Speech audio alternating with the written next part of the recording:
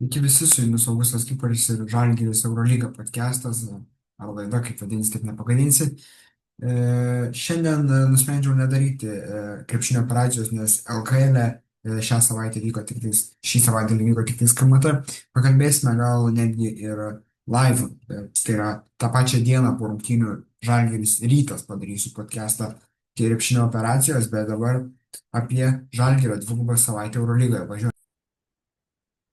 Prie rungtynių su Anadolu ekipa, kurios vyko, net nebepamenu, berods antradienį, ilgai nelikim tragiškos rungtynės 64, trečiadienį vyko rungtynės 87-64 namuose Tomo Masiulio auklėtiniai buvo sunešioti ten, ir Poirė dominavo, ir Svaideris dominavo, kur žaidėja pirmą kartą girdžiu, bet vat, dominavo ir surinko berods netgi 18 taškų, tai jo, 18 iš 6, 4 tritaškai, kosminis jo pasirodymas, nu tiesiog dominavo visa ta komanda ir Žalgiris buvo uždominuotas antroje rungtynių dalyje ir vilčių jau nebeliko antroje, nu antroje dar buvo pusė, ketvirtam kėlinyje jau realiai nebebuvo vilčių ir Eurolygoje Pablo Laso debiutuoja pergalę. Na, Žalgiriui nepasisekė, tai treneris Zvezda irgi buvo pakeitus trenerį, antras mačas buvo Sašo Obradovičiaus pergalė laimėjo tada Zvezda. Dabar irgi, berods antras mačas apskritai, pirmas Eurolygoje buvo Laso ir laimi galiausiai vis tiek. Ta komanda, kuri pakeičia trenerį. Ir tai va, prieš tų rungtynių neužsiliksiu, na, nėra ten ką labai ir užsilikti, važiuojam ir kalbam apie rungtynės Kauno Žalgiris prieš Partizaną, kurias 109-68 didžiausia visų laikų Eurolygos pergalė. Žalgirio istorijoje įspūdingai jau Žalgiris rungtynes pradėjo jau pirmajam kėlinyje, matėsi, kad Žalgiris tiesiog daužys raišą antį 28-15 pirmojo kėlinio rezultatas, po dviejų kėlinių Žalgiris per antrą kėlinį dar labiau padidino savo persvarą 53-30 jau pirmavo ir visus kėlinius Žalgiris laimėjo minimaliai 5 taškų skirtumu. Tik vieną kėlinį Žalgiris laimėjo mažesniu nei dviženklis skirtumas, tai pirmą kėlinį laimėjo 13, antrą laimėjo 10, trečią kėlinį 11, tik ketvirtą laimėjo vienženklių skirtumų 7 taškais. Žalgiris tikrai atrodė labai geras gynyboje.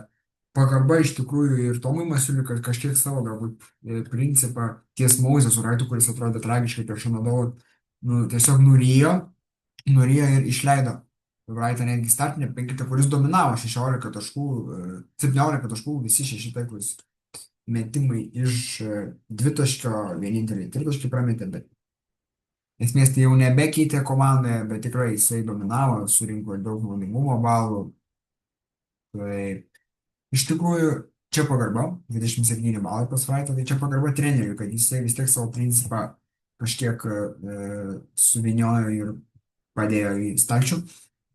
Pagarba treneriui, kad jis pakeitė, šiek tiek buvo pakeistos taktikos, kad buvo remtasi 7-8 žaidėjų rotacija, tai Gosas, Francisco, Vraitas, Brazdeikis, Lo, Slyva, va šitie žaidėjai. Nes Tubelis tik 11,5 minutės dėl savo pražangų greitų prisirinktų, dėl to teko Slyvai žaisti beveik 23 minutės. Mažai žaidė Birutis vos 5 minutės, Sirvydis irgi 5, Rūkštavičius 6,5, Butkevičius beveik 10. Nu, vat, taip, labai patiko Butkevičius, netikėjau, kad jis gali šiandien žaisti, nes kiek buvo rašyta, kad jisai kitą savaitę žaisti, berods, kad turėjo prieš Pau grįžti, bet grįžo prieš Zvezdą, nieko nepadarė puolime 0 taškų, bet labai gerai tas savo minutės atidirbo gynyboje ir tikrai prisidėjo prie Žalgirio pergalės. Ne per daugiausiai, bet gynybą savo tikrai padarė. Birutis ką per 4, beveik 5 minutės galima padaryti įspūdingą. Visus 4 dvitaškius, aliejų įdėjimai, taškai, 11 taškų, 12 balų per 5 minutės, tai yra kosmosas. Na, Francisko irgi kosmosas iš 11-8 taiklūs metimai, 22 taškai įspūdingas. Jo žaidimas, aišku, buvo, jis vis dar sunkiai jautėsi prie Goso, bet aš manau laiku einant viskas bus gerai, nes neaišku, žinai, mes kiekvienas rungtynes žiūrim ir neaišku, ar tas Gosas sužais gerai, nesužais gerai. Mes vis dar žinom, kad Francisko gerai sužais. Jie dviese vis dar negali, turi kažkas alfa būti. Kažkas alfa turi išsirinkti alfa. Brazeikio 25 minutės net 15 taškų įspūdingas jo 14 balų pasirodymas. Tikrai reikėjo jam tokio gaivaus gūsio po prasto mačo prieš Anadolu. Gerai, kad treneris yra toks, sakykime, ne kaip trinkėri, kad būdavo. Toks neužsisėdantis treneris, tikrai treneris, kuris žino, ką leisti į aikštelę, ką neleisti.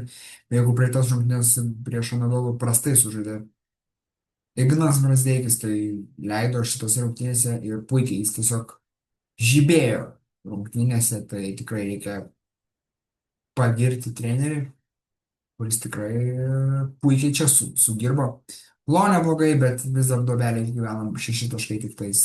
Tai Ulanovas tikrai atkarpą žaidžia, sakyti, sąlyginai neblogą, tai tikrai solidė Žalgirio pergalė. Na, pakalbėkime ir apie varžovą Partizaną. Na, aš manau, kad šiuo metu Eurolygoje, aš maniau, taip, jeigu manęs būtų paklausę, ar yra Eurolygoje šiuo metu komanda, kuri galėtų pralaimėti 41 taškų bet kam.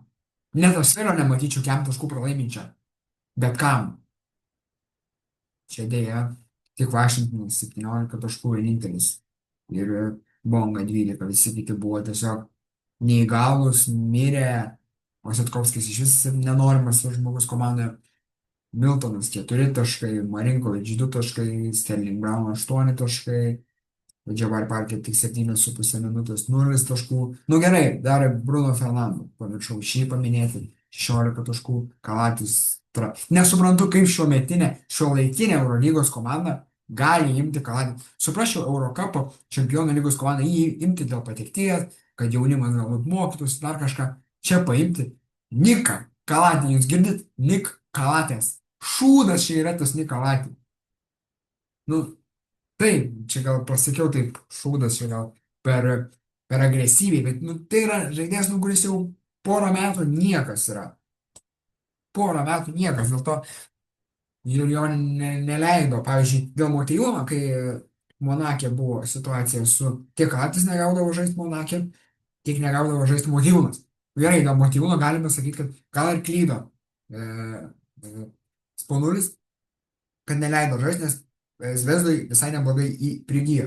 Kalatis, nu tai viskas, jau yra laikas pasibaigęs, šito žmogaus galiojimas baigęs 36 metai, atrodytų dar metus du, nu, geriausiu atveju metus du galėtų žaisti, 36 metai, nu, nėra, nu, yra senas, bet nėra dar wow senas, ne 3,8, ne 3,9 šį sezoną, 3 taškų vidurkis. Ir įspūdinga, 2,5 balo, nu, kosmosas, jis žaidžia po beveik 20 minučių. Nu, aš nesuprantu. Dar tęsiant Zvezdos Partizano temą, tai Partizaną turėtų treniruoti Šanas Penjeroja. Geriau nei nieko, geriau nei tas asistentas, tai tik tai galiu pasakyti. Geriau nei tas Ositkovs, ne Ositkovs, nu kažkoks ten žodžiu irgi buvo treneris geriau nei jis, Otsokoličius. Tai va, geriau tikrai nei Otsokoličius, bet ar labai kažkokį jau keis kažką, žiūrėsim, čia iš pagrindų reikia keisti žaidėjų mentalitetą. Reikia serbų. Serbų yra tik Vanja Marinkovičius, Lakičius, kuris net nežaidė. Ir viskas. 2 serbai yra. Yra dar kitas. Vitaras Bosniakovičius. Bet jisai net nežaidžia. Nu tai apie ką kalbam? Yra 2 serbai, 2 normalūs serbai. Nu vienas normalus serbas, kitas jis nežaidė daug. Lakičius iš vis berods net nežaidė tiek daug minučių. Prieš Žalgiris net nežengė į parketą. Lakičius. Ne, jis negauna. Arianas Lakičius, jis negauna žaisti irgi.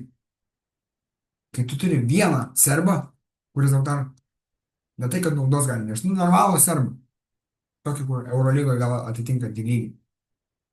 Tragedija. Aš nesuprantu, nuoširdžiai. Aš nesuprantu, kaip galima. Atrodo, komplektacija reikia nebloga. Miltonas iš NBA Laker. Nu, negalėjai imti Laker kaip kažkokį wow, nes jis iš tikrųjų, nu, reikia adaptuotis, visą kitą, nu, negali labai imti čia iš Lakersų, tai jis turėtų dominuoti Eurolygui. Ne, bet jisai Milton, nu vis tiek neblogai. Washington gerai ir žaidžia gerai šį sezoną, ypač kai Karlikas Džonsas patyrė traumą, tai jis iš vis tapo perėmė regalijas. Nu, o Setkovskis, nu, šiaip nėra blogas žaidėjas, tikrai Eurolygui galėtų žaisti. Matom, kad čia Partizanė nereikalingas ir prastai žaidžia. Marinkovičius, nu, toks roliai 15 minučių gal ir tiktų kokiai dėl pleino kovojančioje komandoje. Braunas, Sterlingas Braunas, nu mes žinom, koks šito žaidėjo talentas puolime yra. Isaakas Bonga, Free and D tikrai galėtų žaisti topinėse komandose, vis dar nesuprantu, kaip šis žaidėjas žaidžia tik Partizanė, manau, Feneris, koks tikrai galėtų jį paimti, tikrai yra geras žaidėjas toks. Man jis primena tokį žaidėją, kuris yra toks detalių žaidėjas, trenerio žaidėjas, kur tu jį pastatysi, taip ir padarysi, tik Free and D visiškai. Parkeris Džabali, nu man jisai patiko, kaip jisai Barsoje atrodė bent jau. Tai tikrai, tada Bruno Fernando, nu, NBA sėdėjo ant suolo, bet šiaip iš tikrųjų Bruno Fernando, nu, nėra toks molis, man atrodo. Nu ir Kalatis, aišku, čia jau nesąmonė, nu, bet tikrai Karlikas Džonsas dar jie turi, bet jisai yra traumuotas ir neužilgo turėtų grįžti. Nu, tai šiaip komanda nėra šūdas palyginus. Nu, ir man tiesiog yra kai kurių žaidėjų, gaila, kurie tikrai stengiasi, kurie tikrai žaidė. Tai tiesiog yra, nu, tragedija, kaip jie, kai kurie žaidėjai, kaip jie tiesiog žaidė ir kaip ką jie darys, aš neįsivaizduoju, labai sunku kol kas nuspręsti, kaip šios komandos ateitis bus, bet Žanas Penjeroja, nu gal kažkiek pakeis, bet žiūrėsim, kaip fanai reaguos, labai įdomu. Dabar šią komandą įdomu stebėti tik dėl fanų ir tik dėl to, kad, nu, ar jie atsigaus ar neatsigaus, viskas. Kitos Žalgirio rungtynės bus prieš Atėnų Panathinaikos, irgi stipri komanda, Tamanas šiek tiek keičia tą komandą, na, ne šiek tiek jis bando ją pakeisti, šiuo metu tikrai yra neblogoj bangoj. Partizanas ir ne Partizanas turi menį, Panathinaikosas tikrai žaidė gražų krepšinį ir šiuo metu jie yra 11 pergalių 6 pralaimėjimai bei dalinasi trečią ir ketvirtą vietą su Panathinaikosu, su Valencija dalinasi. Eurolygoje pirmoje vietoje yra 12 pergalių 5 pralaimėjimus turinčios Tel Avivo Hapoel, taip pat turi ir Barsą, kuri šiaip atėjus Čiavi Paskualiai tiesiog dominuoja, gal netgi, taip sakykime, trumpai nukrypkime nuo būsimo Žalgirio vadovo, bet sunku pasakyti, reikia pasižiūrėti, kada buvo Paskualis pasirašytas, na, kad galėtume paskiau pažiūrėti, kiek pergalių per tą laikotarpį iškovojo. Ir tai Paskalis pasirašytas buvo lapkričio 20 sužaidė pirmas rungtynės. Jo, lapkričio 20, tai nuo lapkričio 20, kai jie laimėjo pralaimėjo Stambului, Efesui 1 tašku, tada laimėjo prieš Gran Canariją 11 taškų, prieš Asvelį 10, prieš Zvezdą išvyko į 10 taškų, sudaužė Andorą 30 taškų, prieš Olimpijakos, aš šiaip stiprią komandą, nors šį sezoną labai straglina ir buksuoja, bet laimėjo 13 taškų, sudaužė Manresą 27 taškais, nugalėjo, sakykime, gal nesutraiškė, bet 16 taškų nugalėjo Paryžių topinę puolimo komandą tik su 69 taškais paliko ir 3 pratęsimų dramoje laimėjo 10 taškų prieš Baskonę, nu tikrai dominuojanti komanda Barsą ir jo, bet grįžtant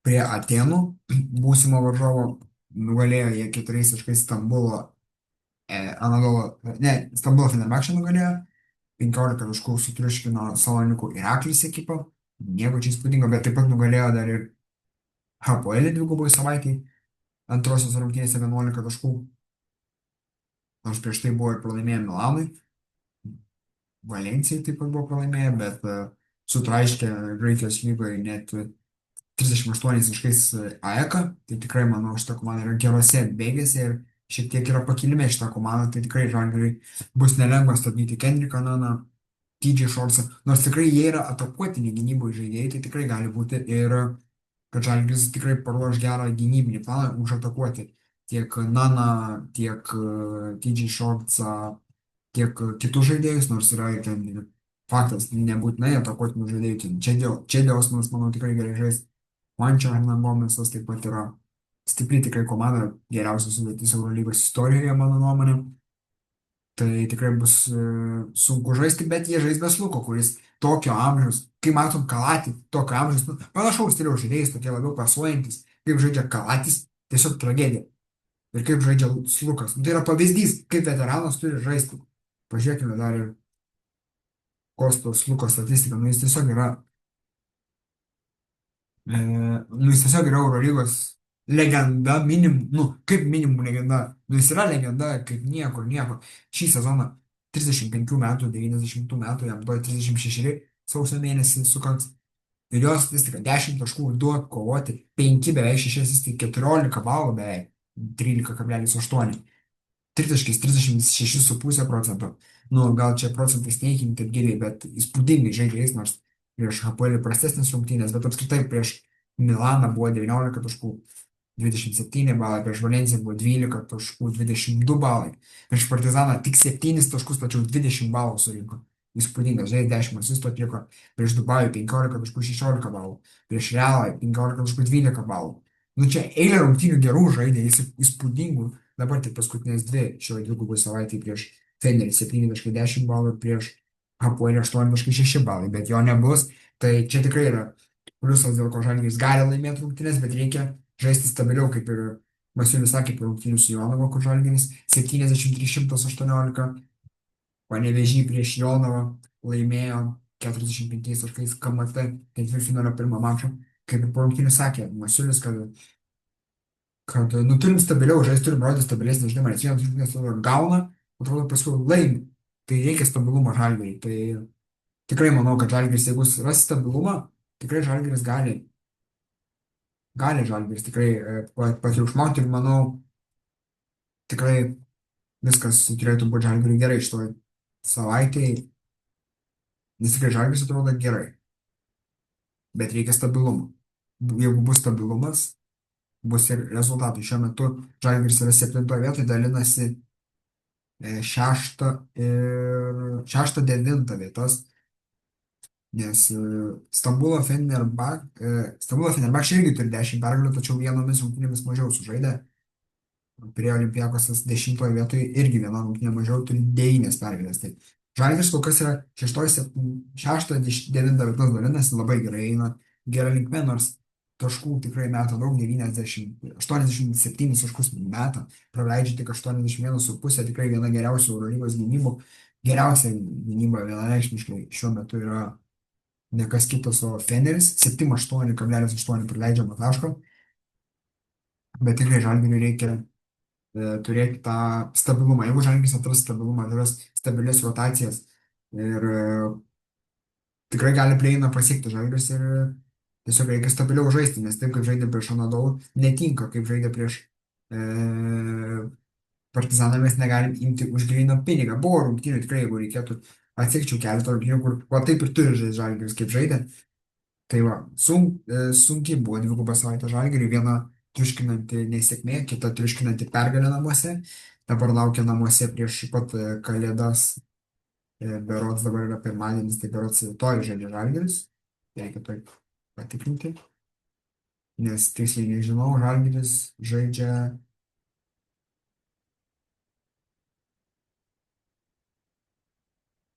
Kauno Žalgiris, dabar yra taip, 23 dieną, rytoj žaidžia Žalgiris, prieš Panathinaikosą reikia imti pergalę, nes tikrai bus sunku, nelengva, bet be Luko žais Pau ir tikrai yra dalykų, kur puolime galima atakuoti vieną ar kitą žaidėją, kur tą patį, kaip ir minėjau, Nana, tą patį TJ Shortą, tikrai bus sunku, nelengva, bet tikrai reikia imti pergalę ir važiuoti toliau. Tai su jumis buvo Augustas Skiparis, Žalgiris Eurolyga podcast ir susitiksime, manau, dar kažkurioje laidoje šią savaitę arba kitą savaitę, tiksliai negaliu pasakyti, bet gal susitiksime po rungtynių Kauno Žalgirio prieš Pau, taip pat gal pasakysiu.